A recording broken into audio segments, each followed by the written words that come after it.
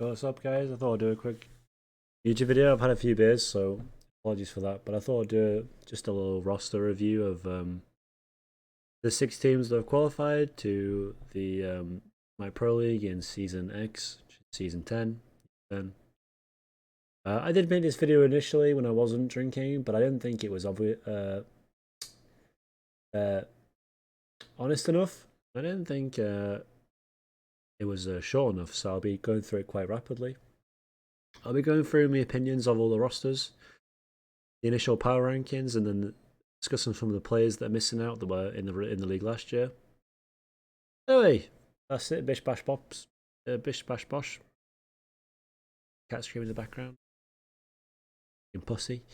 Anyway, let's go on with it. So I start with the team with Barracuda and Scream, which are called the bird cunts, the bird guys, the Ravens. I rate Scream and Hardix really highly. Thought they did really well last year. I think Barra, Ven, and Hurrywin are obviously nice guys. I think mechanically, I'm not sure whether those three are at the top of their game. But Venom is definitely a versatile player, and Hurrywin's definitely got good comms. And Barracuda's got a lot of tenure. You can see the team doing well if they play around Scream, but otherwise, I don't think they'll do very well. That team's going to be probably the worst team that I think out of the top 6 that have made it. But with a nice attitude from the boys, they might be okay. Then you've got the Leviathans team, which is a downgrade from last year. I think Fanuke, I think every soul in it that's not variety is a side grade. They're all okay, they're all nice guys, but they're just not as good as Harry. Maybe I'm sucking them off, but that's just how it is. Jungle-wise, I think Kenneth's a sick mechanical player, but I kind of feel like Panatom, with the amount of limited farm he had, was both an enabler and a carry for the team, which is kind of impossible to do. So we'll see how they play. I mean, Kenneth's got good comms, I know that, so him and Steve will work well together. But, I don't know. I think this team's going to fall off a little bit. But maybe I'm completely wrong and I get swept by him, so you never know. I just realised I'm not very zoomed in here, so I'm going to zoom in before I continue, because otherwise it's going to look very stupid. I should have done this at the start, shouldn't I, really? There you go. Oh, you can't see the... Well, you can't see Benny's name, but fuck Benny Q. Oh. Could do. Next up is my team. We stuck together again. Haven't lost a set with Yakor. Kind of swept world. Didn't really play against any good teams. But we're kind of the best right now. We stayed together. Obviously, conversations happen about whether it's best to stay together because of complacency reasons and stuff. Every single team that's won world since Epsilon and Energy, which are the two European teams, has made a change after they've won worlds that year. So we didn't want to be a team that made that same mistake, but after speaking about it, I think making a change so soon after making a winning world would have made no sense, especially since we're already on the drawn with the longest win streak of all time, with the Leviathans a season of last year as well. Yeah, so we stuck together. Then you've got the Titans team. Well, they're called the Ferrymen. Fucking shit name. They're just better than last year. I think Cyclone Spin, they kind of need him. Sano's a good shot caller. They're sometimes a bit obvious, I think similar to myself, like around Fire Giant plays. Spin's a bit more like Yark, where I'm sure having 2 main shot callers will make the calls better overall if they can come to agreements. I think Bastion's also like more similar to Benji's chill play style, which will do better in the long run for them. And the rest of the roster's the same. So they'll be better. Next up is the Dragons team. You've got the trio, Warriors and Mike and Laspera. Laspera had a good year. Mike had a good year, apart from the end, but it happens. Both Dardis and Nika are fine. This team will be interesting to see. I don't think they'll do as good as people think they will. I think they'll be 4th, maybe 3rd, maybe 4th. Depends on a few things.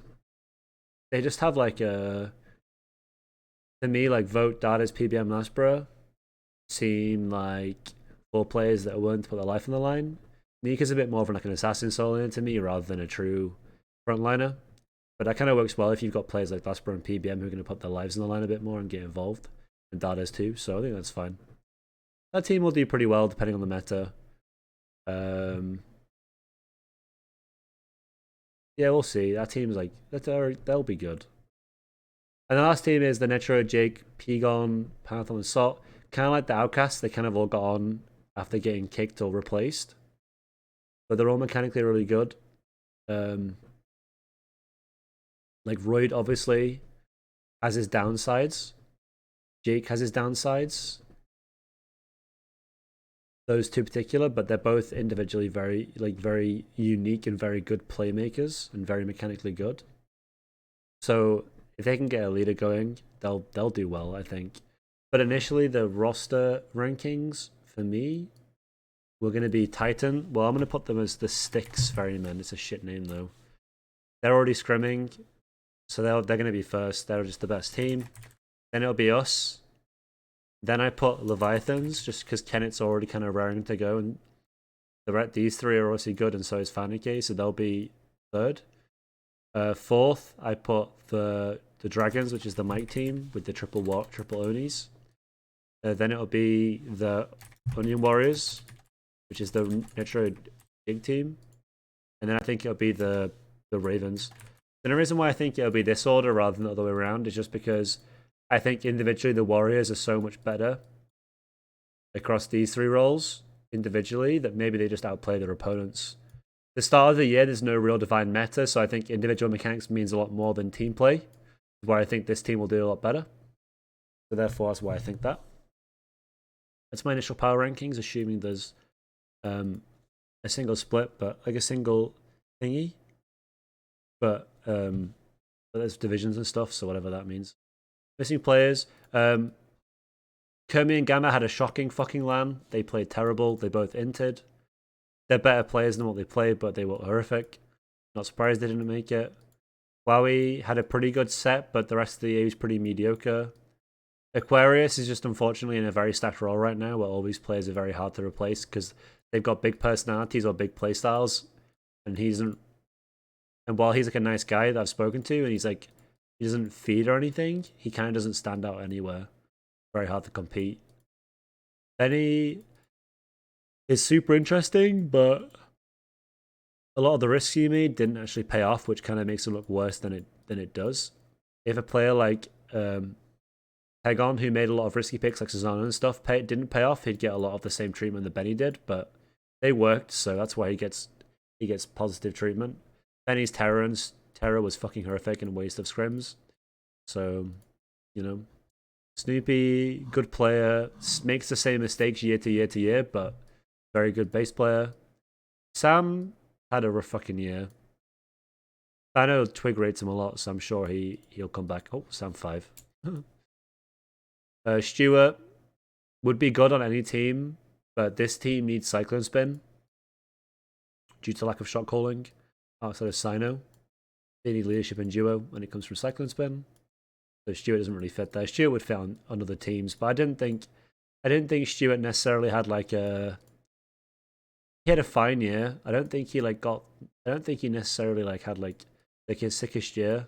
He got on a better team, which makes him look better, but he shouldn't be here. But he, it kind of sucks he's here, but he'll make it back in. I think he'll make it back in.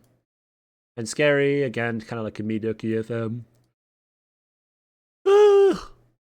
Like plagued by like rosters and shit. Like lost so many good players. Lost Scream, lost Yark.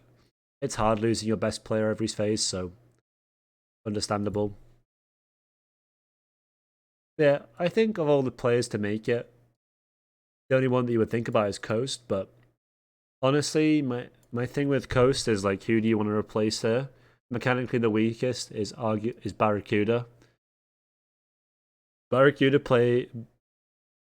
Coast has played against 2 SBL teams in like 6 years or something. If Coast wanted to prove himself, he would play in play-ins every year. He skipped last play-ins.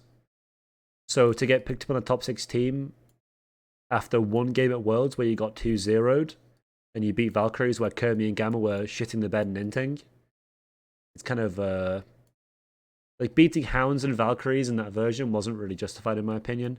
His best set was against us, but he kind of entered a lot of team fights, so I can understand why he didn't get picked up. If he makes a good play, makes a good showing of planes, I understand that he might get picked up during the year or something by one of these teams, but I think it's kind of justified. It's kind of the way relegations go, is like, if these players are still around, let's say you still had like Kermi and Gamma as a sixth roster with like, let's say like Aquarius, you could see players like, you could have like Coast and like Gamma, Benny, Kermi. You could have like players like this. You could have like this where like they pick up EU players and such, and they get players from the SML. But because the spots aren't justified, they want to make the best team possible day one. These are all like, you could have one investment player on each SPL team, but you can't have investment players on this shit, because if you don't make SPL, you can't make it. That's it, your year's done. You have to be individually better, which is very hard for a lot of these players that have been playing for so long. To rapidly improve midway through your career is impossible. It's like the same with going to the gym. When you go to the gym, your best progress is when you're a youth, and when you get older, your progress gets slower because of just, you learn more at the start than you do during the mid, or very few do anyway. Anyway, that's my talk. It's very shit content, but I thought I have to post something, so I just post something about it. Any other questions about opinions, let me know. I'll be responding. And yeah, enjoy. See you around.